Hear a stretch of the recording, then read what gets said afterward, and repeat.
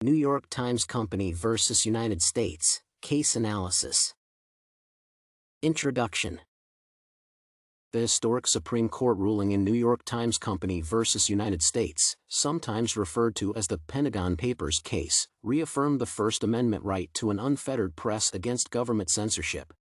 The top-secret information released by the New York Times and the Washington Post in 1971 revealed government malfeasance in the Vietnam War.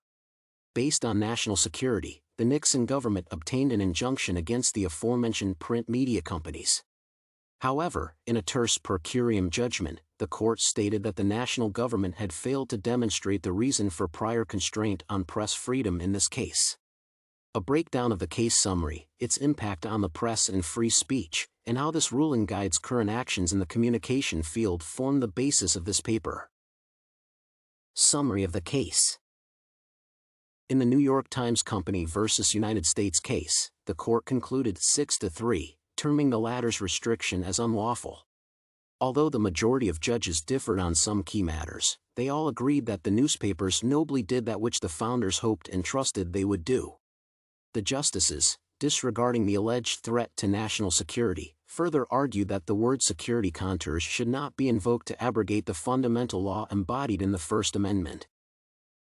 In his concurring opinion, Justice Douglas stated that government secrecy is unconstitutional when referring to its attempt to keep crucial facts about the war from public discourse. Concomitantly, according to Justice Brennan, the First Amendment worked as an ultimate bar. However, he argued that that should not have been the reason for an interim prohibition on disclosing material in the name of public safety. This ruling amplified free speech initiatives and freedom of the press as discussed in the section below. Impact of the case on the press and free speech. In particular, Justice Douglas emphasized in his dissent that the First Amendment's preservation of press freedom is a vital component of American democracy. Therefore, the ruling from this case empowers future journalists who attempt to cover government wrongdoings by leveraging the First Amendment to restrict the state's capacity to intimidate the press. This was tailored toward ensuring that the public has access to information that is free from government bias and to allow journalists to cover all news indiscriminately and exercise free speech. The liberties guaranteed by the First Amendment outweigh the state's interest in safeguarding national safety and civil compliance.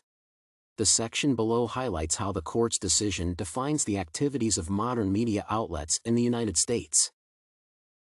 How the ruling guides current actions in the communication field. The major verdicts gave the U.S. government the ability to adjust its jurisdiction to address the needs of a dynamic world governed by democracy. This is a concept that communication professionals need to keep in mind regarding prior restraint as they create content for dissemination to the public.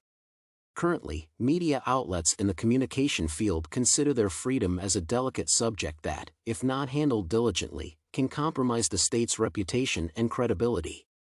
As a result, it is the government's responsibility to obey all constitutional laws to prevent such unforeseen incidences. Conclusion.